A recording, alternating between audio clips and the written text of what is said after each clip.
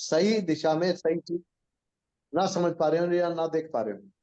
Perfect ये है कि अगर हम गुजरात और महाराष्ट्र की या तमिलनाडु की कंपनीज को देखेंगे या कर्नाटक की कंपनीज को देखेंगे तो हम ये पाएंगे कि उन लोगों की ग्रोथ हमसे जब जब वो लगते हैं उसके मुकाबले कंपेरेटिव उठा के देख ली पिछले 10 साल की 15 साल की, तो आप देखेंगे कि वो लोग हमसे कम से कम 5-5 6 गुना आगे जा चुके हैं। उसके पीछे बेसिक रीजन यही है कि उन्होंने ये एक डेट फ्री सोर्स जिसमें कैश फ्लो भी पॉजिटिव रहता है आगे और ग्रोथ के लिए कुछ सेविंग रहती है एज ए परसेंटेज, और आरओआई भी बेटर होता है ऑन द फाइनेंस। तो उस चीज को माइंड में रखकर उन्होंने काम किया। वैल्यूएशन तो सबसे बाद में है, जब हम काम करेंगे तो आज भी काम कर रहे हैं तो उसकी एक वैल्यूएशन तो बनती है कि हम इतने लाख के आदमी हो गए, इतने करोड़ के आदमी हो गए, इतने अरब के आदमी हो गए, तो वो वैल्यूएशन तो फिर भी बनती है। लेकिन हम रियलाइज नहीं करते जो नहीं बन पाई उसकी। तो हमारा हमारा हमारा ये मानना है कि आज हमारा जब हम कोई लोन लेते हैं और लोन लेकर हम लोग 7 साल 8 तक उसमें निपटाते हैं, तो हर साल हमारा कोई कैश आउटफ्लो हो जाता है जो हमारे डेवलपमेंट फंड्स खत्म हो जाते हैं उसकी वजह से, और हम लोग जो है उस तेजी से प्रोग्रेस नहीं कर पाते जिस तेजी से हम लोगों को प्रोग्रेस करनी चाहिए एज एसएसआई यूनिट्स। और आज एसएसआई में एमएसएमई में जो एसएमई में जो टेक्नोलॉजी आ चुकी है उसको भी हम लोग कई बार अपडेट नहीं कर पाते, जो 5-7 साल में थोड़ी बहुत मॉडिफिकेशन मांगती है, 10 साल में पूरी चेंज मांगती है, रीब्रांड मांगती है। स्काडा का यूज नहीं कर पाते, डिजिटलाइजेशन को एक्सेप्ट नहीं कर पाते, हम लोग वो सभी खुद जूझते रहते हैं और चीजों को अपनी चीजों को कैरी नहीं कर पाते। मेरा मानना है कि इन सबके सोल्यूशन में फाइनेंस बहुत बड़ा स्ट्रक्चर प्ले रोल प्ले करता है, वो भी डेट फ्री, और वो भी आपका not compulsive return based valuation based पर है, जिसमें आप अच्छा करेंगे, आप अच्छा कर रहे हैं भर से, आपको उसकी वैल्यूएशन आप दूसरे अपने इन्वेस्टर को दे सकते हैं। तो ये सब चीजों की आज बातचीत करने के लिए एक बहुत डायनेमिक फील्ड है ये। मेरी रिक्वेस्ट है सबसे बहुत केयरफुली सुने और आप कोशिश करें इसको अडॉप्ट करने की, क्योंकि जब आप अडॉप्ट करेंगे एक माहौल बनेगा तो धीरे धीरे जो इसकी फैलेसी लोगों को पीछे महसूस हुई होंगी कुछ लोगों को, तो क्या है कि जंगल में अकेले ऑपरेट करने में और एक कॉलोनी बसा के ऑपरेट करने में अंतर होता है। हम लोग जब मिलकर काम करेंगे और हमारे यहाँ भी कोई इन्वेस्टमेंट लगी होगी और हम आपस में भी कुछ ना कुछ काम कर पाएंगे, जैसे हम आई मार्ट के बारे में सोच रहे हैं ऐसे ही एक आईपीओ का भी एक हम लोग आपस में जब माहौल बनाएंगे तो हम लोग सब ज्यादा सेफ होंगे और ज्यादा अच्छी वर्किंग कर पाएंगे as SME as IIA also. तो मैं बहुत ज्यादा ना बोलते हुए मैं स्वागत करता हूँ आज के हमारे स्पीकर, एमिनेंट स्पीकर, जो डायरेक्टली एनएससी से, नेशनल स्टॉक एक्सचेंज से यहाँ के नॉर्दर्न इंडिया हेड हैं। और नॉर्दर्न इंडिया हेड का मतलब है from JNK to north east, पूरा इनके अंडर में है। और इन्होंने कई successful public issues IPO SME level पे लाए हैं जो आज बहुत अच्छा ऑपरेट कर रहे हैं।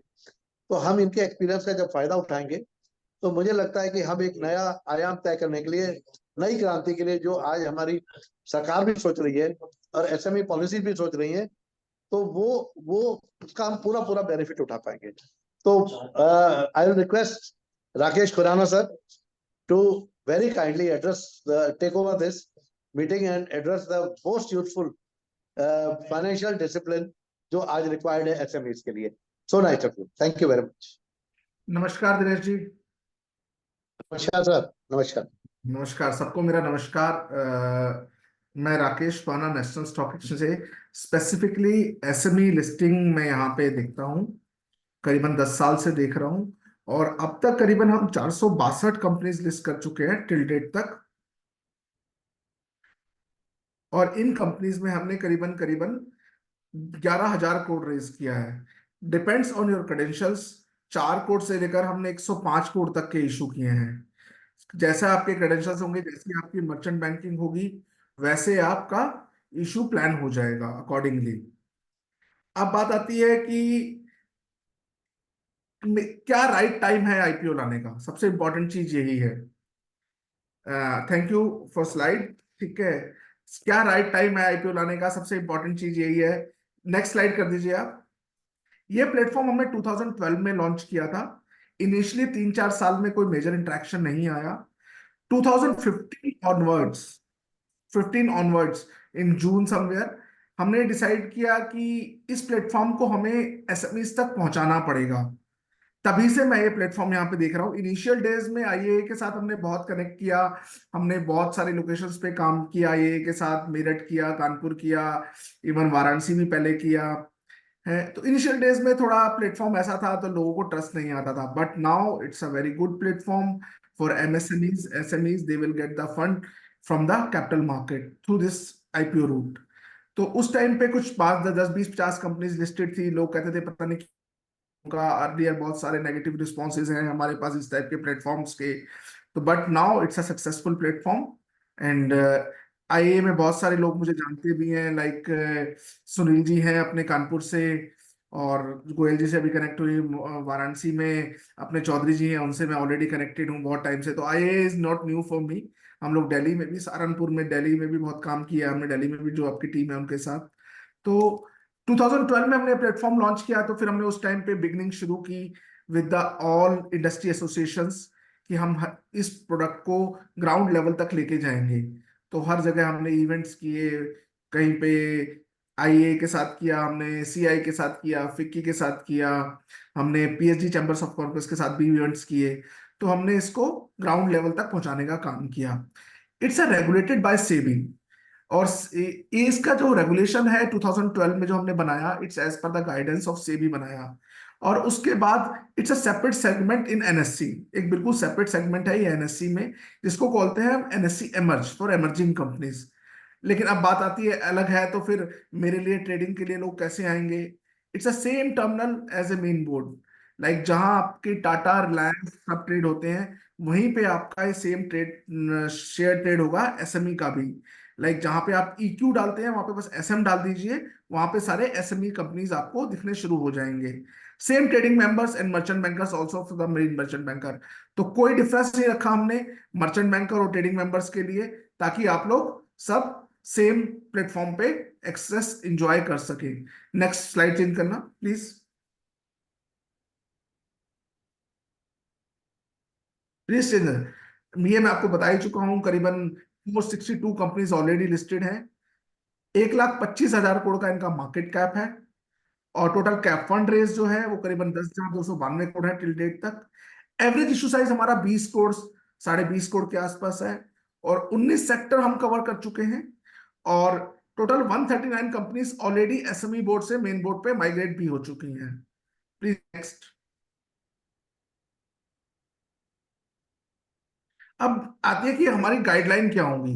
बहुत बेसिक की गाइडलाइन हमने रखी। हम वो सो एमएसएमई की वो डेफिनेशन नहीं फॉलो करते कि 100 करोड़ की टर्नओवर और 500 करोड़ की नेटवर्थ वो सब होनी चाहिए। हम सिर्फ एक बेसिक गाइडलाइन रखते हैं, आपकी पेड अप कैपिटल, कंपनी की पेड अप कैपिटल 10 करोड़ से कम होनी चाहिए।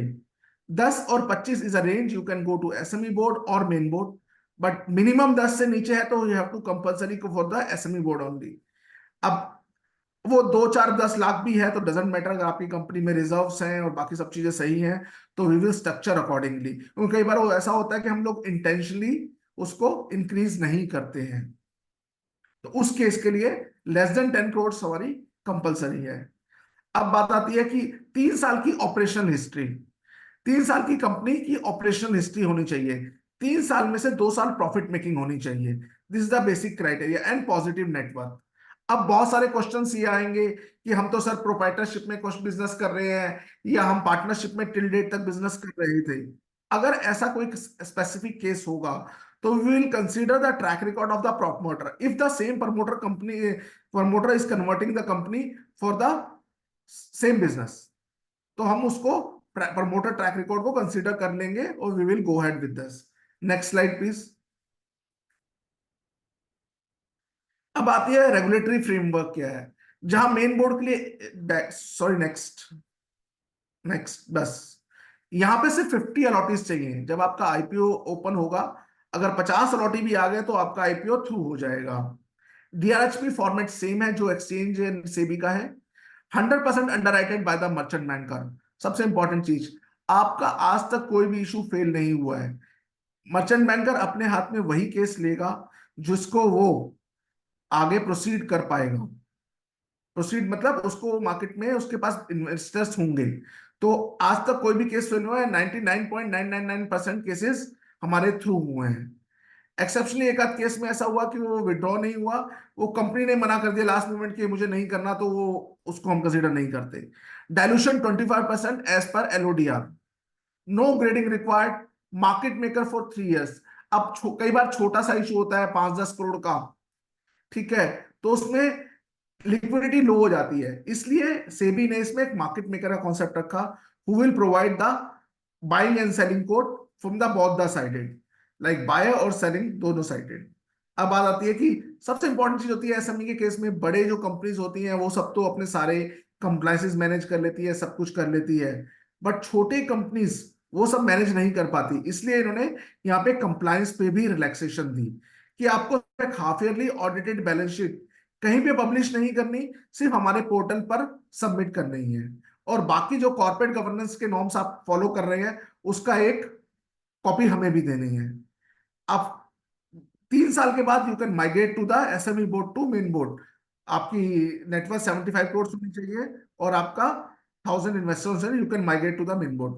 अब इन्वेस्टर पॉइंट ऑफ व्यू से यहाँ पे 1 लाख का एप्लीकेशन साइज है, लाइक अगर आप मेन बोर्ड इशू देखेंगे तो उसमें 15,000 का लॉट साइज होता है, यहाँ पे 1 लाख करोड़ का, 1 लाख रुपए का है, 1 लाख रुपए का, लाइक 50 रुपए का शेयर है तो 2,000 के मल्टीपल में आपका ट्रेडिंग होगा, और वो 2,000 का जब आपका आईपीओ आएगा तब भी, और पोस्ट इशू भी 2,000 रुपए के मल्टीपल में ही आपका ट्रेड होगा, ठीक है। तो साइज बढ़ता जाएगा तो हम उसको 1/2 1/4 करते रहेंगे, बट हमेशा 1 लाख रुपीज अमाउंट के कंसर्न में ही ट्रेडिंग होगी।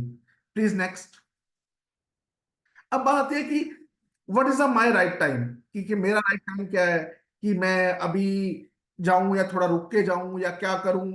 देखिए, जब कोई भी बिजनेस स्टार्ट होता है, ये स्लाइड भी आपको ये बोलिए, आप अपना फंड लेके आते हैं या फ्रेंड्स एंड फैमिली से लेके आते हैं, नेक्स्ट लेवल पे आप कहाँ जाते हैं, बैंक के पास, एंजल इन्वेस्टर्स के पास, वेंचर कैपिटलिस्ट के पास, या लॉन्ग टर्म बैंक, या किसी एनएसआईसी या किसी और बड़े इंस्टीट्यूशन के पास। थर्ड स्टेप आता है जब आपको, जब एंजल इन्वेस्टर या वेंचर कैपिटलिस्ट आपसे एग्जिट मांगता है तो you have go for private equity और एनएससी मर्ज, एसएमई आईपीओ।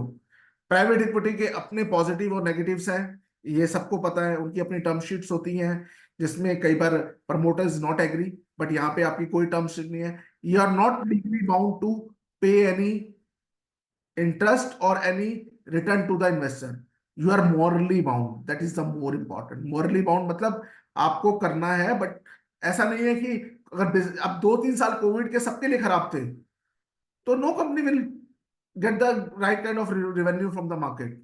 तो ऐसा नहीं है कि इस पे आपको कंपलसरी कोई आपको उसको रिवॉर्ड करना ही है सब शेयर होल्डर्स को, ठीक है। बिजनेस सबके लिए मार्केट में खराब है तो सबके लिए ही खराब है ना, 3-3 2-2 साल सबकी कंपनीज में रेवेन्यू अच्छे नहीं आए ना, तो सब मार्केट सिनेरियो ही ऐसा था, कोई उस पर कुछ नहीं कर सकता था। 2 साल के बाद 3 साल के बाद you can migrate to the main board और you will access the wider capital market. Next please. अब स्टेप्स हैं, ये बेसिक से स्टेप्स हैं।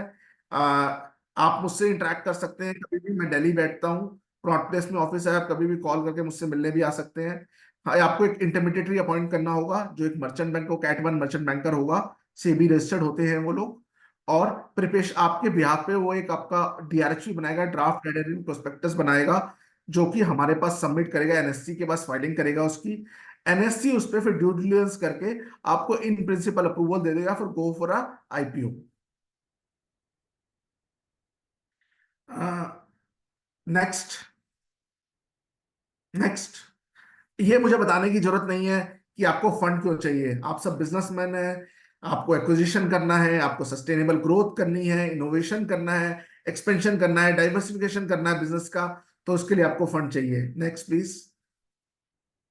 अब बात है आपको क्या बेनिफिट होगा एज ए, आप एज ए एंटरप्रेन्योर या एज ए इंडस्ट्रीज अगर एक आईपीओ लेके आते हैं, सबसे इंपॉर्टेंट चीज है आपका जो कैपिटल रेजिंग कॉस्ट है, एफिशिएंट रेज ऑफ कैपिटल। सारे बिजनेसेस जो होते हैं मेजरली डिपेंड करते हैं बैंक फंडिंग पे, मेजरली, मैं सारे नहीं कह रहा, मेजरली। लेकिन बैंक फंडिंग अगर आपकी 11 12 या 10% की है, जिस प्रोजेक्ट में आपको 10% से कम की फिजिबिलिटी आ रही होगी उस प्रोजेक्ट के लिए आप ऑप्ट ही नहीं करोगे, यार 11% से बैंक के लिए थोड़ा ना कमाऊंगा। तो फंड कॉस्ट इंपॉर्टेंट रहती है, यहाँ पे फंड कॉस्ट आपकी as compare to bank better रहती है। आपकी विजिबिलिटी में भी, आप ऐसा कोई प्रोडक्ट बना रहे हो जो कि बहुत ही हाई डिमांड में हो, आपको पता ही नहीं है, आप सिर्फ अपने नियर एंड डियर में या आपके वेंडर्स को माल देके आपकी विजिबिलिटी वहीं तक है।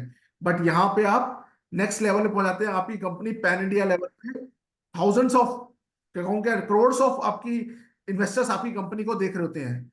आपकी कंपनी की क्रेडिबिलिटी इंक्रीज हो जाती है। क्रेडिबिलिटी इंक्रीज से मतलब आप बैंक भी आपको मोर लोन प्रोवाइड करता है। एप्रोप्रिएट वैल्यूएशन, आपकी कंपनी का एक एप्रोप्रिएट वैल्यूएशन हो जाता है, जो कि नॉर्मल केस में अगर मैं कहूं तो जो वैल्यूएशन आप मानते हैं नेटवर्थ ही आपकी वैल्यूएशन होती है, रिजर्व्स प्लस आपकी पेड अप कैपिटल। बट यहाँ पे आपकी मार्केट कैपिटलाइजेशन के रूट से मेथडाइज से आपकी वैल्यूएशन होती है, जो कि एक ह्यूज होती है। कॉर्पोरेट गवर्नेंस, आपकी कंपनी की कॉर्पोरेट गवर्नेंस इंक्रीज होती है, तो bank will look after other way. हर कंपनी का एक ड्रीम होता है कि I have to go to the main board company, तो after 3 years you can migrate to the main board also. Please next slide. अब वैल्यू प्रोपोजिशन फॉर इश्यूअर्स में आज तक जो आपके शेयर्स हैं, शायद आपने कभी ड्रॉर से निकाल के भी नहीं देखे होंगे कि कहाँ है। अगर साल में किसी को ट्रांसफर करने हो तो शायद एक बार निकलते होंगे। बट यहाँ पर आपका शेयर एज ए कैश आपका काम करना शुरू करता है, एज ए लिक्विड कैश। आपके शेयर्स की एक वैल्यू होती है। आप वही शेयर कहीं पे आपको लोन दे दिलवा सकता है, नेक्स्ट लोन दिलवा सकता है। किसी से आपको मर्जर एक्विजिशन करना है तो आप किसी को equity share, swap of equity share से आप मर्जर एक्विजिशन कर सकते हैं। सबसे मेजर इशू क्या होता है हमारे यहाँ पे छोटी कंपनीज में, कि आपके जो एम्प्लॉयज होते हैं वो हर 2-3 साल बाद स्विच कर जाते हैं। आप कहते हैं कि यार मैंने इसको ट्रेन किया, 5 साल तक मेरे साथ काम करा था, अब ये सीख गया तो यहाँ से ये जा रहा है। ठीक है, तो आप कुछ छोटे छोटे ईसॉप्स देके उनको लॉन्ग टर्म के लिए वो की तवज्जो ना करिए, इनका उनका सबका करना पड़े, हमका भी करना, हमका खेत में आबू पानी।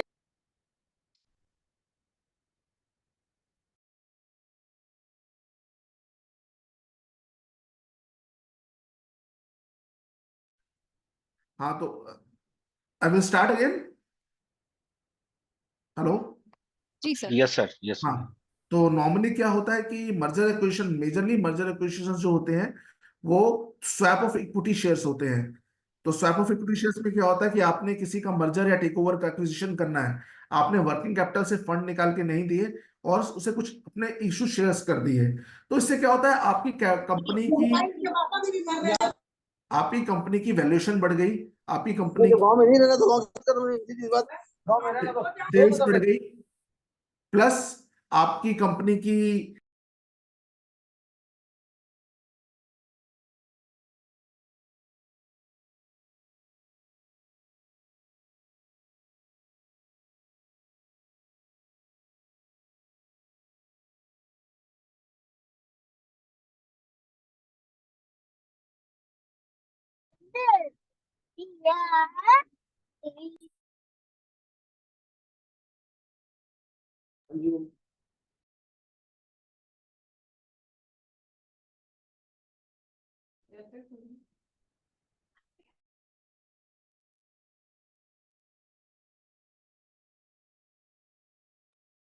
प्लीज सबको म्यूट कर दीजिए।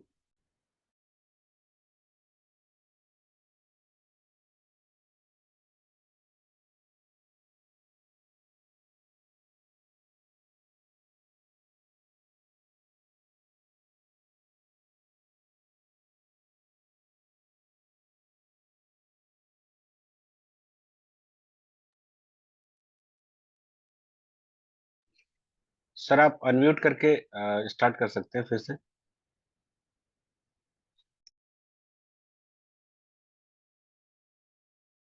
मैनेजर को इसे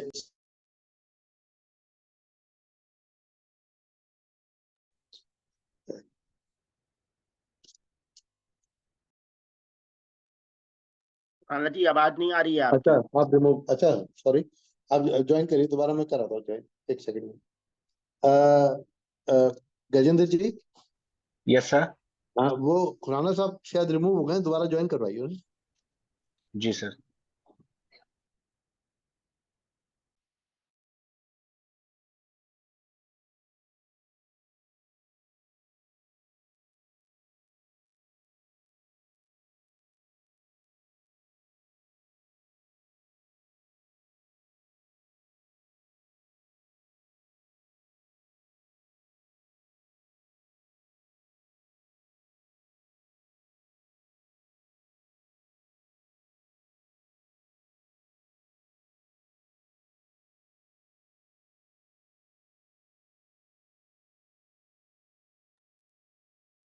इन द मीन टाइम जब तक खुराना साहब ज्वाइन करते हैं, कैन समबडी टेल एनएससी और बीएससी में बेटर कौन सा है लिस्टिंग के लिए? देखिए ऐसा है, मैं इसमें एक बात कहूंगा संजय जी कि बेटर करके इसलिए नहीं है कि दोनों बहुत बड़े प्लेटफॉर्म्स हैं और दोनों में हमारा तो पर्पस एक ही है। अगर हम ये पूछें कि स्टेट बैंक में और पीएनबी में कौन सा बेटर है, तो मुझे लगता है कि हम लोग बहुत ज्यादा डिफ्रेंशिएट नहीं कर पाएंगे। जिसकी जहाँ सेटिंग नजदीक में ब्रांच जहाँ वर्किंग हो तो वो बेटर है। और दूसरी बात ये है कि एनएससी, मतलब ये जो हमारा ये वाला जो प्लेटफॉर्म है, सबसे बड़ा एडवांटेज आपने देखा होगा कि ये डायरेक्ट सेबी रेगुलेटेड नहीं है। रेगुलेटरी अथॉरिटी अपने आप में स्टॉक एक्सचेंज ही है एसएमए के केस में, खासतौर से जैसे एनएससी वाले बता रहे थे। तो हमारी कंप्लायंस लेवल्स और वे ऑफ इंटरेक्शन भी बहुत फ्रेंडली होगा। बहुत मतलब ऐसा नहीं होगा कि हमें बहुत ज्यादा उसकी वजह से परेशानियां होने वाली हैं, क्योंकि ये एसएमई प्लेटफॉर्म को अच्छी तरह समझते हैं और उनकी जो वर्किंग है, उनके जो सामने चैलेंजेस हैं, उनकी जो प्रॉब्लम्स हैं, उसको समझते हैं। इसीलिए इसमें जो मिनिमम टिकट साइज भी होता है वो भी पूछ लीजिएगा, शायद 1 लाख रुपए का होता है। और ये सारा काम जो अंडरराइटर्स कराते हैं आज की डेट में, ऑल बिग फंड्स, बाहर के जितने फंड्स हैं, सब एसएमई को एंडोर्स कर रहे हैं। तो उसका आज हमें लाभ उठाना, क्योंकि गवर्नमेंट की भी प्रायोरिटी है कि एसएमई में फंड आए, बाहर से आए, यहाँ से आए, जहाँ से भी आए, फंड्स आए एसएमईज में आए। तो उसका जो भी हम लाभ उठा सकते हैं वो उठाना अपना एक एक बहुत बड़ा एसेट हो सकता है अपने लोगों के लिए। गोयल साहब, तो हम लोग काफी इस मतलब फील्ड में आगे बढ़ चुके इसमें हैं। इसमें बिल्कुल एक एक टर्म एंड कंडीशन के हिसाब से बीएससी या एनएससी को देखना मुझे लगता है कोई बहुत बड़ी चैलेंज नहीं। गोयल साहब, यही मेरा कंफ्यूजन था। हम लोग इसमें काफी आगे बढ़ चुके हैं, हमने एक मर्चेंट बैंकर भी अपॉइंट किया है, बट हाँ ही जी, एडवाइज मी कि BSc is better than NSC. उसने, मुझे कुछ याद नहीं है, बट उसने हमें कुछ ऐसा एक्सप्लेन किया हो सकता है उनका कि कोई मर्चेंट बैंकर जो है वो हाँ, बीएससी में अजय ठाकुर जी के साथ ज्यादा कंफर्टेबल हो। अजय ठाकुर जी अजय से भी ठाकुर मैं जी, मिला, वो मेरी अजय फैमिली भी आए थे। तो well known to us also, और वो हाँ, आए प्लेटफॉर्म पे कई बार आ भी चुके हैं पहले। करेक्ट। लेकिन ये दिल्ली बैठे हैं, अजय जी बॉम्बे बैठे हैं, हो सकता है हमारे लिए कितना इंटरेक्शन कन्वीनियंट है, क्योंकि आप जैसे बता ही रहे थे 450 इश्यूज इन लोगों के भी आ चुके हैं एसएमई में। तो मुझे लगता है कि there is no big challenge. बाकी तो चॉइस है, जैसे अब मेरा और कोई ऑफिसर बैंक ऑफ बड़ौदा में अच्छा होगा तो हो सकता है मैं उससे बात करूं, और दूसरा कोई पीएनबी में बात करे। आप कहें यार वो मेरे घर का आदमी, तो वो वाली बात है, इतना ही फर्क है और कोई फर्क अच्छा, एक क्वेश्चन और था गोयल साहब, इससे पहले कि खुराना साहब आए। ये नहीं। हाँ, कॉस्ट, जो मर्चेंट बैंकर जो अपनी कॉस्ट बता रहा है, सब 40-50 लाख रुपए के बीच में बता रहे हैं। Is it that much for raising the, for being देखिए लिस्टेड ऑन इसमें एसएमई अब दो प्लेटफॉर्म? दो तीन बातें हैं, अपनी बात को हम लोग रख लेते हैं। एक कॉस्ट तो है इनिशियल कॉस्ट, जो हम लोग लीगल कंप्लायंसेस उससे रिलेटेड, तो वो 5-7 लाख रुपए 10 लाख रुपए तक आती है, वो इनिशियल कॉस्ट होती है। बाकी तो कॉस्ट ऑफ फंड्स है, तो जो अंडर राइटर की होती है या मर्चेंट बैंकर्स के एडवर्टीजमेंट्स की कॉस्ट होती है, जब वो statement in Leo of prospectus जारी कराते हैं, उसको एडवर्टाइज कराते हैं और प्रिंटिंग वगैरह के काम है, वो सब पोस्ट इश्यू एक्सपेंसेस हैं लार्जली। मेरे कैश को फ्लो में उसमें सारा पैसा चालीस आएगा, पचास हाँ। पैसा आएगा उसी के अगेंस्ट कुछ एडजस्टमेंट्स होगी, जो पैसा आएगा उसके अगेंस्ट एडजस्टमेंट होगी। तो इसलिए एसएमई को एज ए कैश फ्लो, दो चीजें अलग अलग हैं, एक कॉस्ट है एक कैश फ्लो है। अब हम लोग ये मान के चल रहे हैं कि अगर हमें 40 लाख रुपए की, मान लीजिए इन्होंने ब्रेक इवन लेवल बताया टिकट फॉर द कॉस्ट, हमें ये मानना है कि भी हमारा अगर 5 से 6 करोड़ रुपए तक का मिनिमम इशू आता है, इंक्लूडिंग प्रीमियम, अगर 5 से 6 करोड़ का आता है, तो दिस कॉस्ट इज ओनली 7% और 8%। तो हमारा 1 साल का ब्याज डिस्टर्ब हुआ कॉस्ट ऑफ फंड्स में, उसके आगे तो कोई कॉस्ट कमिटेड नहीं है, तो ये इनिशियल कॉस्ट आ सकती है। तो अभी हमें लग रहा है कि 40 लाख है या 50 लाख है, 30 लाख है, और मुझे लगता है कि इनिशियली जो 10-12 लाख रुपए की कॉस्ट आएगी वो हमें वहन करनी है, उसके बारे में सोचना है। बाकी तो कॉस्ट ऑफ फंड्स में से ही निकलना है, जो भी गोयल साहब, जो एक अच्छा फंड मर्चेंट बैंकर कैसे सेलेक्ट करें? How to find? यही हेल्प कराएंगे हमारी। तो आप मुझे हम तो अपना नंबर दीजिएगा, हम लोग इस प्रोसेस हम में तो काफी एसएमई आगे लेवल निकल पे चुके इनसे हैं। टेका कर लेंगे, हम्म। एसएमई लेवल पे इनसे टेका कर लेंगे कि हाँ भैया बिल्कुल, थोड़ा मतलब करो। हम लोग तो इसमें काफी आगे बढ़ चुके हैं। हम अपना डीआरएचपी भी बना हाँ के तो फाइल ठीक है, करने जा अगर रहे आप थे, लेकिन स्टॉप कर ऑलरेडी दिया। कर रहे हैं कर रहे हैं तो आगे बढ़िए। लेकिन मुझे आप हमारे लिए एग्जाम्पल बनेंगे, अच्छा एग्जाम्पल मैंने बनेंगे। जितना सुना है उस हिसाब से अभी तक तो मुझे लग रहा है कि NSC is better than BSc. मुझे कई लोगों ने ये भी बताया, but I was not aware, that's why I am here. तो नहीं, मेरा मैं कहने का मतलब देखिए, रेगुलेशन एसएमईज के लिए रेगुलेशन दोनों जगह ही थोड़ी रिलैक्स्ड है, और हमें तो उसी को देखना है। तो मुझे बहुत ज्यादा इसमें कंपैरेटिव स्टडी तो मेरे पास भी 1-to-1 नहीं है कि जिन क्लाइंट्स ने इनसे डील किया, जिन्होंने एनएससी के साथ डील किया है, बीएससी के साथ डील किया है, एनएससी, तो कंपैरेटिव स्टडी तो मेरे पास भी नहीं है। पर आई फील कि हमारा जो साइज है उसके हिसाब से इन लोगों का साइज इतना बड़ा है, और ये पल्स समझते हैं एसएमए की कि दोनों जगह लार्जली डेरिवेटिव्स एक से होंगे।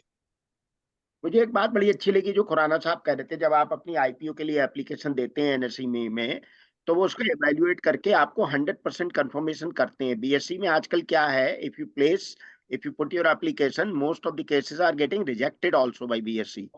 जो मैं शायद मैं सही नहीं समझ पाया, बट एनएससी अभी इन्होंने जो कहा कि वो 100% अगर एक बार एनएससी एक्सेप्ट कर लेती है इन द बिगिनिंग एवेल्युएट करके, then it will definitely go for IPO. हाँ, ये बात सही है। जो हमारे बहुत से मेंबर्स हैं जो बहुत सेटिस्फाइड है एनएससी के प्लेटफॉर्म से, और हरियाणा वाले हैं और लोग हैं जो काफी सेटिस्फाइड हैं। जो इन्होंने जिनको दिलवाया है उनमें से काफी लोग जो हैं इस पॉइंट से सेटिस्फाइड। गोयल तो साहब आप इसलिए कहाँ हम पर लोग इसी हैं? प्लेटफॉर्म को ट्राई कर रहे आप लखनऊ में हैं क्या गोयल साहब? हैं। मैं लखनऊ में नहीं, मैं बरेली हूँ।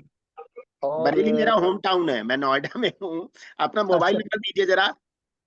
983700 983700 1615। 1615। दीपक जी भी जी, कुछ कहना चाह रहे हैं? दीपक जी, आगे राकेश जी, आगे। गोयल साहब एक दो मर्चेंट बैंकर भी जरा हमें कोई बताइएगा अच्छे।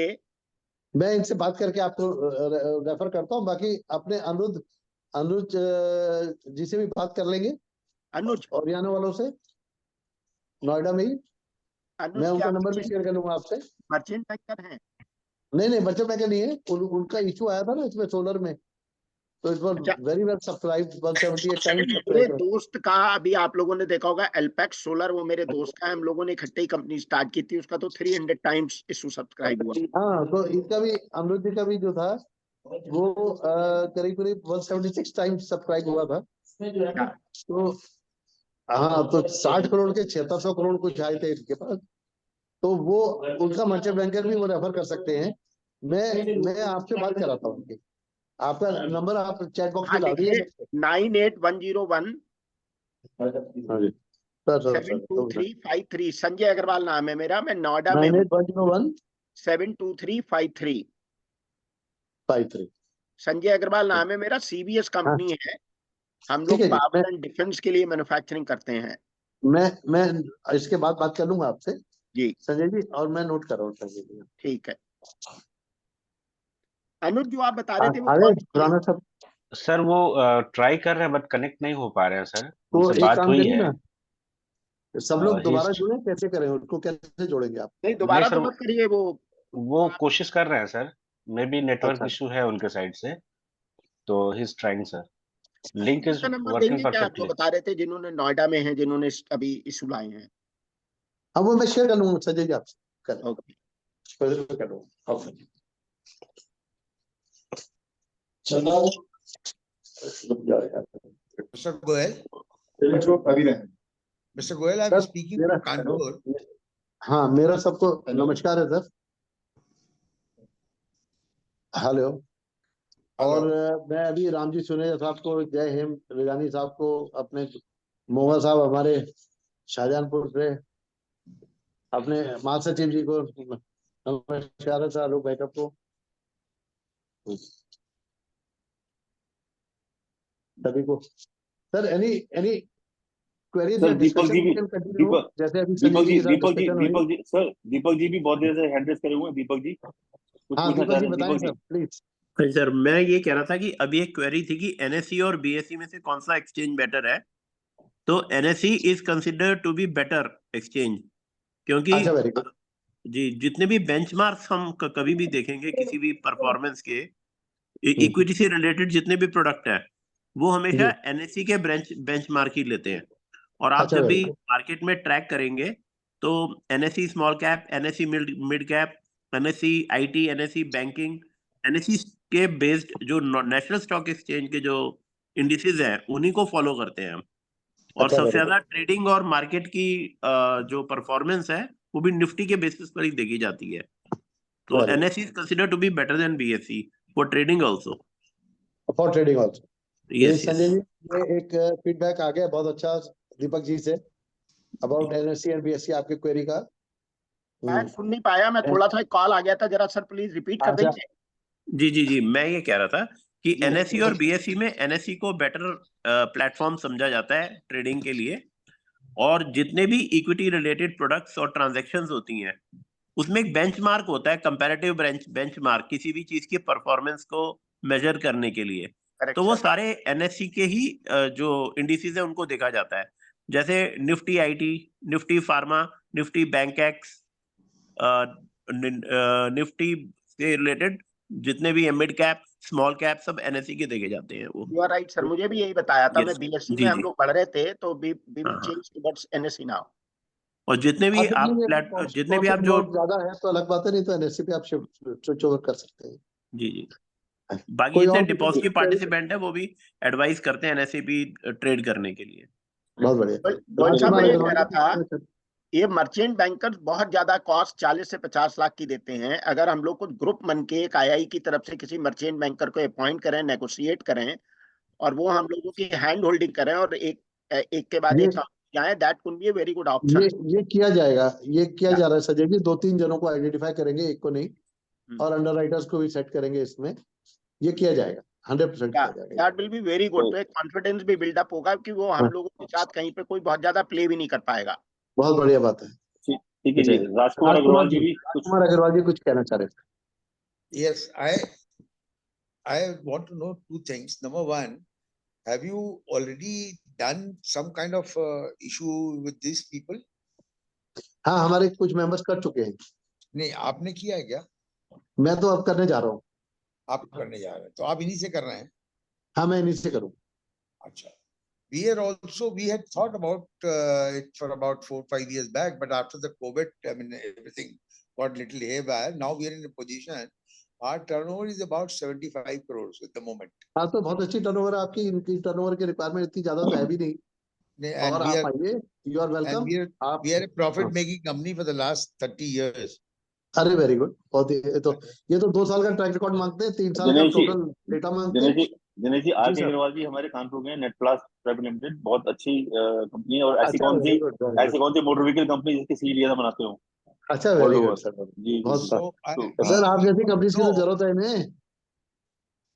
Yeah, we want to आप know जैसी that for कंपनीज our की तो जरूरत है। expansion that we need funds. हाँ जी। So instead of we can either go to the bank or we can obviously go in for equity. देखिए total concept sir Agarwal साहब, total concept जो हम लोगों का है वो कंसेप्ट है डेट फ्री कैसे हो, एमएसएमई डेट फ्री कैसे हो। वो तो इन्हीं सब प्लेटफॉर्म से हो पाएगी। और कॉस्ट ऑफ फंड्स कैसे लोअर हो, और आगे कैश फ्लो कैसे पॉजिटिव बना रहे। तो वो सब चीजें तो हम लोग जो चीज मार्केट नहीं कर रहे, जो ज्वेल हमने अभी तक जोड़ा नहीं, उसका हम शाइन नहीं देख पा रहे। तो इतना फर्क। ठीक है। तो आप आइए, आपका स्वागत है, ज्वाइन करिए। इसमें जो भी हम कर सकते होंगे सब मिलके करेंगे। How can we now get the whole detail of the concerned underwriter or the issue manager so that we can start the work now? हाँ सर, बेसिकली सबसे पहले तो सर हमें जो भी जने इच्छुक है, मैं इस पर रिक्वेस्ट कर लूं कि सब अपना सिर्फ एक छोटा से डेटा कि हमारा turnover, line of activity turnover, and for last 3 years, and profit after tax, profit before tax, tax and profit after tax, ये डेटा शेयर हो जाए सर। और उसके बाद आप छोटा सा क्या हो जाए कि हमारा क्या प्रपोजल है, वी वांट टू पे ऑफ द डेट, पुराना डेट हमारा क्या है उसको पे ऑफ करना चाहते हैं, स्टैंडर्ड डेट को। जो नॉन परफॉर्मिंग एसेट होगा उसमें थोड़ी सी दिक्कत आएगी, लेकिन परफॉर्मिंग एसेट में से कोई अगर लोन कम करना चाहता है उसका है, कोई वर्किंग कैपिटल रेज करना चाहता है। नॉर्मली वर्किंग कैपिटल के लिए शुरू में डेटरेंट रहते हैं, बाद में हो पाता है, क्योंकि वर्किंग कैपिटल में सब ये मानते हैं कि ये एडजस्टमेंट के लिए पैसा ले रहे हैं, और या कोई नया प्रोजेक्ट लगा रहे हैं, कोई एक्सपेंशन कर रहे हैं या नया प्रोजेक्ट लगा रहे हैं, उसके लिए। तो लाइन ऑफ एक्टिविटी में क्या आप आगे बढ़ाना चाहते हैं, छोटी सी ये डिटेल दे दें सर, फिर हम इनके साथ बैठ जाएंगे, Okay. 1-to-1 अप्रेजल में जो जो रिक्वायरमेंट्स होगी उस पर बैठ जाएंगे, सब एसेट्स आ जाएंगे. तो start somewhere. Okay. We Now, can start from this telephone number that you've given, does it have WhatsApp? Can I send it over it, or you हाँ can हाँ send sir, sure, that is you my can WhatsApp send number. the mail, we can send it to you. Fair enough sir, we can do that. मेरा आगे मेरा आगे ये जी WhatsApp number है. Yeah. आगे जी दिनेश जी ने बहुत अच्छा स्टडी किया हुआ, and he is do it, and he is a chartered accountant also. तो Oh, wonderful. सब इन्होंने सीए इसको में पूरा मेरी जंग खा गई. आलोक जी हमारे को गाइड करते रहते हैं CA में. लेकिन definitely I am very enthusiastic about this field. नहीं, but RK Agarwal is an IIT also. अरे very good sir, very good. Will get your blessings, technical blessings भी मिलेंगी sir. So we'll definitely get in touch with you so that we can Sure, sir, start sure. the proceedings. Okay. हाँ, we'll definitely do something about it. Okay. Dinesh Thank ji, you. एक चीज बताइए, Over. जैसे मेरी दो companies हैं, दोनों का combined turnover is in the range of 50 crore. तो जैसे एक कंपनी का हम आईपीओ लाते हैं तो दूसरी कंपनी का भी कुछ उसमें कोई सपोर्ट, कुछ उसका कुछ होता है कंसिडरेशन, और one company that goes for IPO? नहीं, तो both are in allied activities, right? वैसे इंडिविजुअल कंपनी चलती है सर. आपका इंडिविजुअल ब्रांड, इंडिविजुअल कंपनी चलेगी. आप individually IPO चलेगी दोनों में ला क्योंकि- सकते हैं अलग अलग. हाँ, या तो दोनों का मर्जर करिए पहले, उसके बाद में फिर या आप जॉइंट दोनों लेके merge आएंगे तब. क्योंकि दोनों के आइडेंटिटी अलग है, डायरेक्टर्स अलग होंगे, या एक आध कॉमन भी हो सकते हैं, एक आध कॉमन भी हो सकते हैं, बट वो आईपीओ या तो पहले मर्जर करके फिर आप सिंगल आईपीओ लेके आएंगे, नहीं तो दोनों को अलग लाना पड़ेगा. तो यहाँ पर इस ग्रुप में कोई मर्चेंट बैंकर भी है क्या? किसी ने कोई ज्वाइन किया हुआ है, और सारे इंडस्ट्रीज वाले? नहीं, अभी नहीं, अभी तो सारे इंडस्ट्रीज वाले ही हैं. अभी जब डेटा आ जाएगा हमारे पास कुछ लोगों का, फिर हम उन लोगों को आप इनिशियल अप्रेजल के बाद will sit with the merchant bankers only.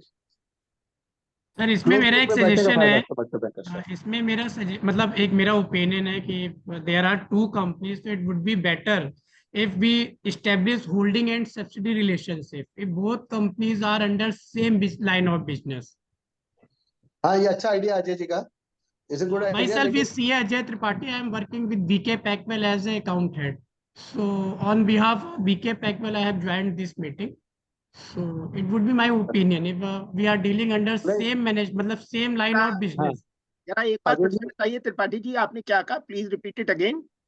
Sir मेरा ये ओपिनियन था कि अगर लाइन ऑफ बिजनेस सेम है बहुत कंपनीज का, तो बेटर है होल्डिंग सब्सिडी का हम रिलेशनशिप इस्टेब्लिश कर ले, तो जो हमें वैल्यूएशन मिलेगा जिसके लिए हम लिस्टिंग जा रहे हैं, तो हमें स्ट्रॉन्ग वैल्यूएशन मिलेगा. बिकॉज इन्वेस्टर या जो भी आप देखेंगे तो आपकी जो दूसरी कंपनी होगी वो भी उसमें काउंट हो जाएगी अगर होल्डिंग सब्सिडी का रिलेशनशिप एग्जिस्ट कर रहा है. तो अगर इंडिविजुअल एंटिटी लेके आप जा रहे हैं तो आपकी दूसरी कंपनी फिर वहां काउंट नहीं होगी.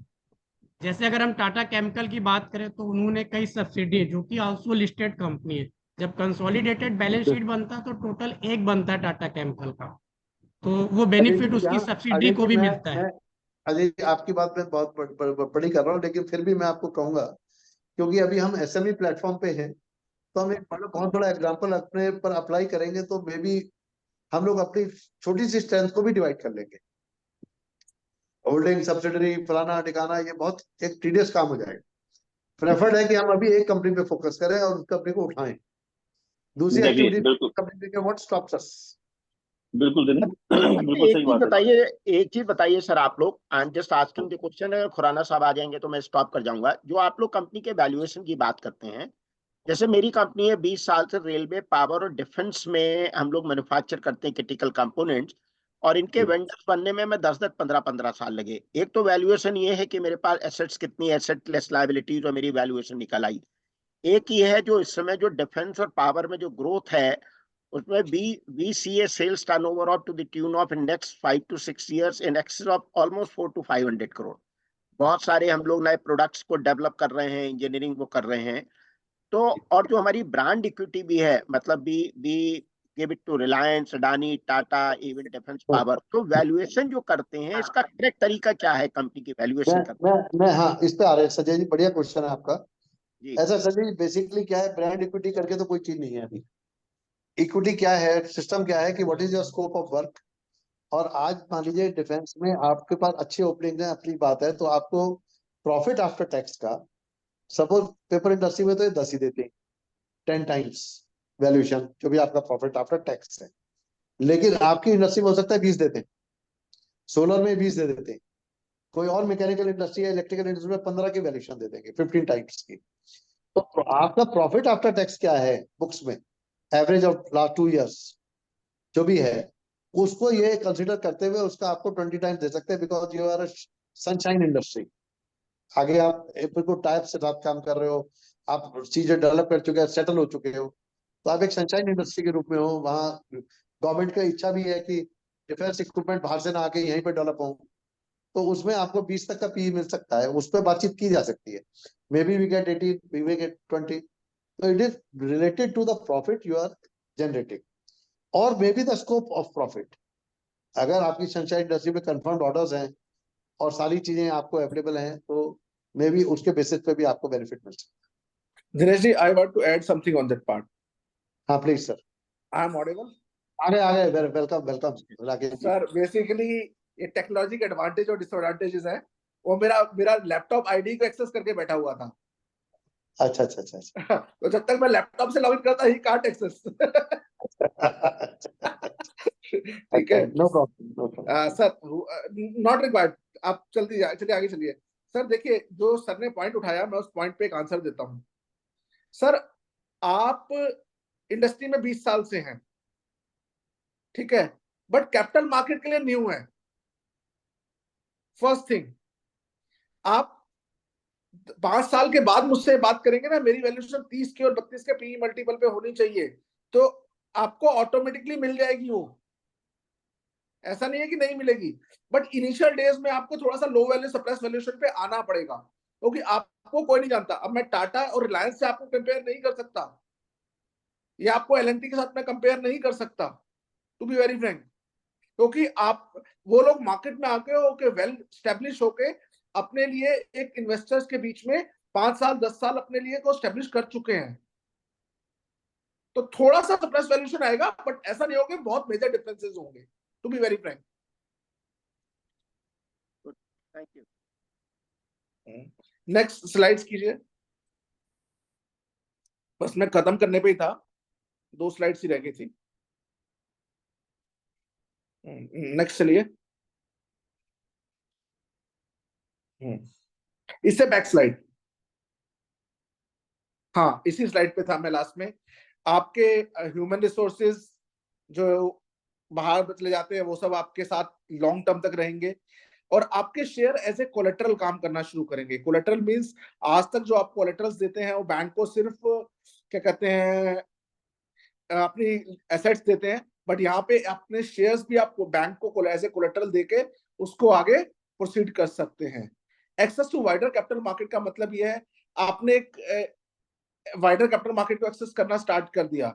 आज मैं मानता हूं कि 5 करोड़ या 10 करोड़ की आपकी वैल्यूएशन होगी, या 20 करोड़ की, 50 करोड़ की होगी, बट आप 5-10 करोड़ पे नहीं रुकने वाले हैं। हो सकता है आपकी इंडस्ट्री की वैल्यूएशन कुछ ज्यादा हो, तो आप 100, 200, 500 करोड़, 1000, 2000 करोड़ भी कोई बहुत छोटा अमाउंट है। यहाँ पे मेरे पास बहुत सारे ऐसे एग्जांपल्स हैं, मैं आपको 4-5 एग्जांपल देता हूं, जिससे आप लोग रिलेट कर पाएंगे अपनी इंडस्ट्रीज में, अपनी उसमें। एक एग्जांपल मैं देता हूं आपको, केमिकल इंडस्ट्री से मध्य भारत एग्रो, भीलवाड़ा बेस्ड कंपनी है, जस्ट गो एंड गूगल, ठीक है।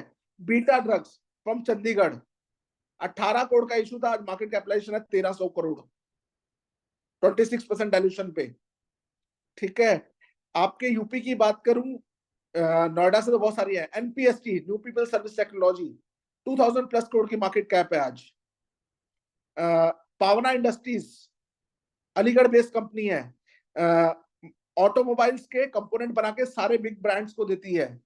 आई थिंक 23 करोड़ का कुछ इशू लाए थे, आज they are planning for the rights issue. आपके लिए नेक्स्ट वेज खुल जाएंगे, राइट्स इशू, फॉलो इशू, आपके लिए प्रेफरेंशियल इश्यूज, ये आपके लिए हमेशा के लिए एक ऐसा स्ट्रक्चर, फाइनेंशियल स्ट्रक्चर बिल्डअप हो जाएगा। When you need a money, just go for the preferential issue, rights issue, next capital issue कर दिया किसी को, ये सब चीजें आपके लिए बहुत इजी हो जाएंगी कंपैरेटिवली, जो आज तक आप सिर्फ अपने लोन से पैसा लेके ही कर रहे हैं। प्लीज नेक्स्ट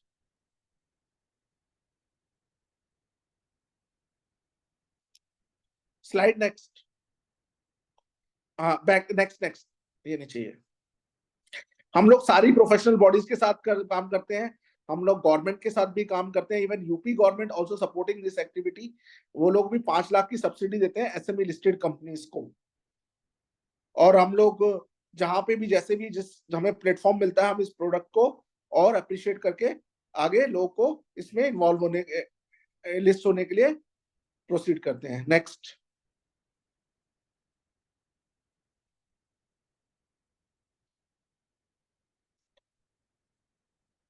नेक्स्ट कर दीजिए प्लीज। ये हमारा एक इंडेक्स है जिसका 58% का एनुअलाइज रिटर्न है। नेक्स्ट।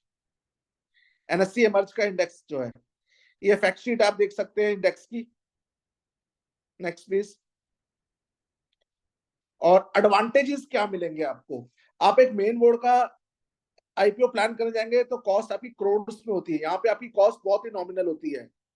ड्राफ्ट डॉक्यूमेंट जो है वो फाइल में सेव है, उसमें कोई ये जो इसके सेबी को नहीं जाता, इसमें ड्राफ्ट एक्सचेंज वेट करता है। और सबसे इम्पोर्टेंट चीज, मिनिमम अलॉटी नंबर है 50 यहाँ पे, और यहाँ पे मार्केट मेकर है आपकी सब स्क्रीन को और स्टॉक को सपोर्ट करने के लिए। रिड्यूस द फाइलिंग रिक्वायरमेंट्स, मैंने आपको पहले ही बताया, आपको सिर्फ एक half yearly audited balance sheet submit करनी है, कहीं पे न्यूज़पेपर में पब्लिश नहीं करनी। No need to publish in financial रे, मैंने आपको पहले ही बता दिया। Next please. Next please. Thank you very much, this is from my side. आप लोग चाहो तो मेरा नंबर नोट कर सकते हो, मैं दिल्ली ऑफिस बैठता हूँ, बाकी मल्टीपल स्टेट्स में भी मैं ट्रैवल करता रहता हूँ। 9718180956 माय नंबर, 9718180956। मैं दिल्ली रीजनल ऑफिस में कनॉट प्लेस में बैठता हूँ, कभी भी दिल्ली हो तो हम लोग एक कप बैठ के चाय पी सकते हैं, समझ सकते हैं कि कैसे हम लोग प्रोसीड कर सकते हैं। खुराना साहब नंबर फिर से बताइए अपना। 9718180956। Okay, thank you.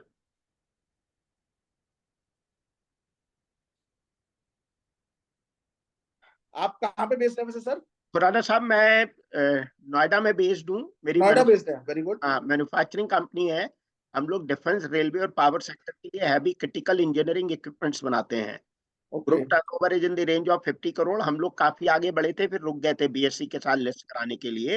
I would want to meet you. और हम लोग अभी आपका जब कट गया था तो दिनेश गोयल साहब वगैरह से बात कर रहे थे। कई लोग ऐसे हैं मेरे ग्रुप में जो इस रूट पे जाना चाहते हैं, तो वी आर लुकिंग।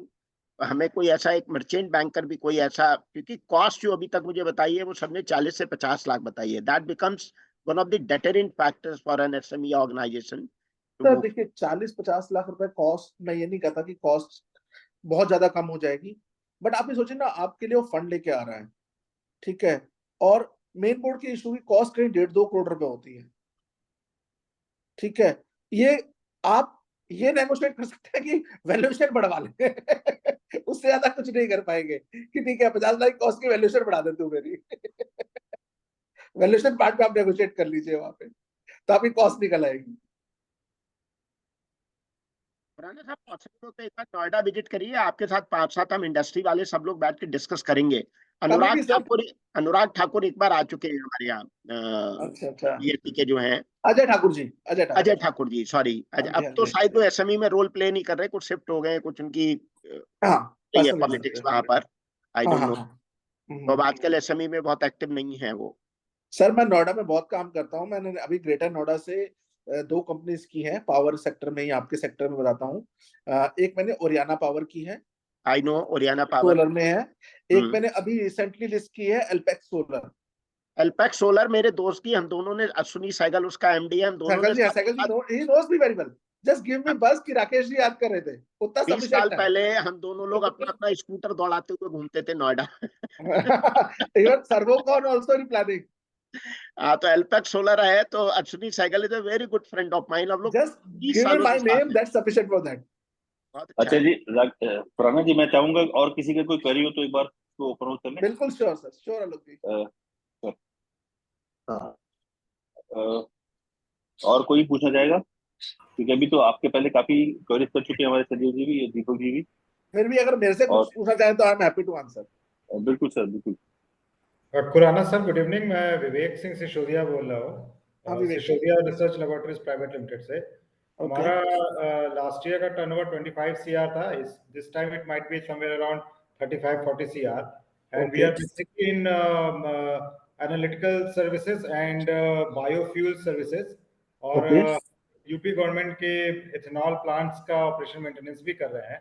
तो हमारा काफी डाइवर्सिफाइड पोर्टफोलियो है, डाइवर्सिफाइड रेवेन्यू सेगमेंट्स हैं. और बट जो मैं आपसे पूछना चाहता कि हम अभी आईपीओ के लिए जा रहे हैं, may be with in 5-6 months हम लिस्टिंग के लिए अप्लाई करेंगे. तो जो पॉइंट मुझे समझना था, आपने उसमें लिखा था कि जो डाइल्यूशन होगा वो 25% एटलीस्ट होना चाहिए. 26.25 सर. अच्छा, तो इसका क्या मतलब है सर? सर ये लिस्टिंग एंड कंप्लायंस रेगुलेशन है सेबी का, उसकी गाइडलाइन है कि 25% आपकी इक्विटी मार्केट में कम से कम होनी चाहिए at the time of listing. ठीक है. अब इस एसएमई के केस में वो 25% तो वो हो गया, और जो मार्केट मेकर है वो 1.25% इक्विटी लेता है एज ए कॉस्ट आपसे. एज ए कॉस्ट मतलब कि आपको पैसे देके लेता है वो 100% equity for giving the buying and selling quote. Okay. तो इसलिए वी कॉल 26.25% एग्जैक्ट आपका डाइल्यूट होगा. ओके. लेट्स से अगर मैं 50% या 50% पे मैं हूँ और मेरे और बाकी शेयर होल्डर्स हैं, तो सारा मिला के 26.25%. सर आपके बाकी शेयर होल्डर्स कैसे किस कैटेगरी में है वो मुझे देखना पड़ेगा. आपके शेयर होल्डर्स इंडिविजुअल कैटेगरी में. इंडिविजुअल कैटेगरी में तो आपके प्रमोटर में है या कैसे हैं? सब प्रमोटर्स हैं. यस, सब प्रमोटर्स है ना. मान लीजिए आप 5 हैं तो पांचों के पास, आपके पास 50 और बाकी सबके पास 10-10 है. जी हाँ, यही कंडीशन है ना सर? सही होगा. हाँ, ठीक है. तो उस केस में ऐसा नहीं होगा सर, आप लोगों की सिचुएशन वैसे ही रहेगी जो है. ओके. ठीक है. हम जो करेंगे वो नए फ्रेश इशू कर देंगे शेयर्स आपके लिए. ओके. Okay sir. ठीक है. तो आपकी जो जिस परसेंटेज में है उस परसेंटेज में 75% में परसेंटेज होल्ड हो जाएगी. मतलब पोस्ट इशू जो शेयर होल्डिंग हमारी होगी वो 75% हो जाएगी, हम सबके मिला के 74.75, और बाकी जो नया आईपीओ के थ्रू जो लोग आएंगे वो 26.25% पे एटलीस्ट होंगे. राइट.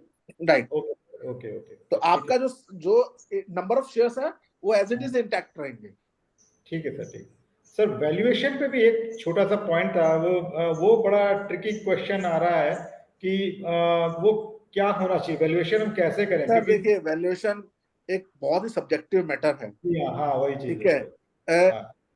मेरे को एक फोन की कॉस्ट 100 रुपए लगती है और एक को 120 लगती है और एक को 130 लगती है. Right sir. ठीक है. तो मैं इस पे बहुत ज्यादा कमेंट नहीं कर पाऊंगा कि एज एक्सचेंज, बट जो भी मर्चेंट बैंकर से आप डिस्कस कर रहे हैं, ठीक है, 1-to-1 हम बात कर लेंगे कि ही विल बी राइट और नॉट. बस. ओके. तो can I give you call sir when कभी जस्ट गिव मी बस. ठीक है, मैं आपसे मैसेज करके बात करके कंफर्म कर लूंगा, तो फिर आपको कॉल करूंगा सर. Sure sir. ठीक है सर. ठीक है sir. Thank you so much. आप कहाँ पे बेस्ड है सर? लखनऊ में हूँ सर. लखनऊ में है. ओके. जी.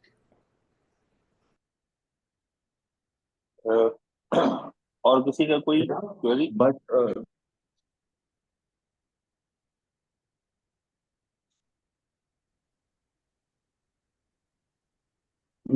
मेरा सबसे ये निवेदन रहेगा राकेश जी की, अब यहाँ पे महासचिव जी मैं रिक्वेस्ट कर कि जो इंटरेस्टेड हैं वो अपना हम लोगों को व्हाट्सएप कर दें. एग्जैक्टली.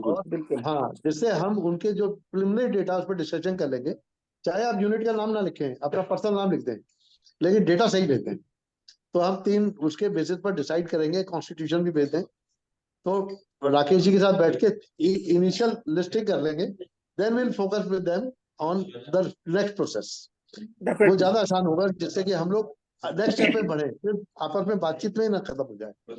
अब पैसा लाना है सर 2-4 हजार 5,000 करोड़ आईएए के मेंबर्स के लिए. सर आप शुरू तो करो. यूपी तो बहुत बड़ा यूपी तो सर. नहीं दिनेश जी, पैसा बस आईएए के मेंबर को रिच करना है. कैसे होगा सर? ऐसा करते हैं, राकेश खुराना जी से मिलकर के एक गूगल शीट फॉर्म भरवा लेते हैं कि हमारे को बेसिक मिनिमम रिक्वायरमेंट्स क्या है.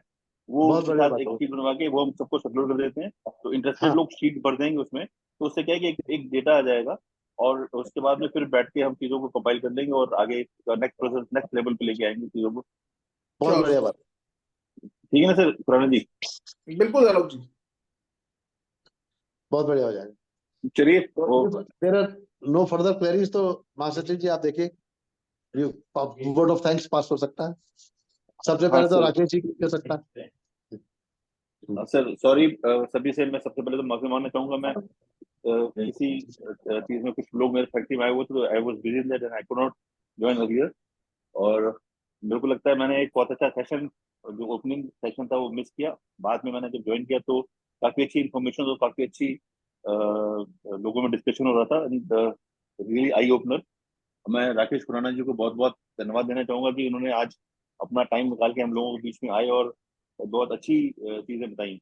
और मेरे को लगता है कि इससे हम लोग काफी कुछ सीखेंगे। और जैसे जो हम लोगों का विजन है, कैसे डेट फ्री और कैसे हम अपनी इंडस्ट्री को और आगे ग्रो कर सकते हैं, क्योंकि पहले तो डेट फ्री और कैश एक्रोच को हम कैसे आगे अपने चीजों को मल्टीप्लाई कर सकते हैं और अपने ग्रोथ। जैसे भी राकेश जी ने 3 एग्जाम्पल बताए थे कि जो 15-20 करोड़ से उन्होंने शुरू करके आज वो 2000 करोड़ का मार्केट कैप है और किस लेवल पे अपने इंडस्ट्रीज को ले आए हैं। तो डेफिनेटली इट्स वेरी इंस्पायरिंग। और उम्मीद है कि राकेश जी के साथ मिलकर के हम एक गूगल शीट बना के आपको जल्दी with in Monday Tuesday share करेंगे, ताकि अपना बेसिक डेटा आप हम लोगों से शेयर करें और फिर हम बैठ करके चीजों को नेक्स्ट लेवल पे लेके आएंगे। तो मैं आज हमारे बीच उपस्थित हमारे वाइस प्रेसिडेंट रामजी सुनेजा जी, हमारे सभी चैप्टर के हमारे vice president, division chairman, chapter chairman और हमारे सारे डिस्टिंग्विश्ड आईए मेंबर्स एंड गेस्ट, जिन्होंने आज इस मीटिंग को, एक बहुत महत्वपूर्ण मीटिंग को अटेंड करा और अपनी अपनी उसमें क्वेरीज रेज करी, जिसका कि राकेश जी ने बहुत अच्छा सबका रिस्पॉन्स और जवाब दिया। मैं सभी को एक बार बहुत बहुत धन्यवाद देना चाहूंगा। और हमारे बीच हमारे senior vice president Dinesh Goyal ji का, हमारे अवधेश अग्रवाल जी का भी बहुत बहुत धन्यवाद। और एक बार फिर से मैं सभी से माफी मांगते हुए कि मैं थोड़ा लेट वेट किया, आप सभी का बहुत बहुत धन्यवाद और आभार। और इसको हम जल्दी ही नेक्स्ट लेवल पे लेके आएंगे, जल्दी आपसे एक गूगल शीट शेयर करेंगे। Thank you very much. नमस्कार सर। डिस्कनेक्ट हो गया था। नमस्कार। नमस्कार।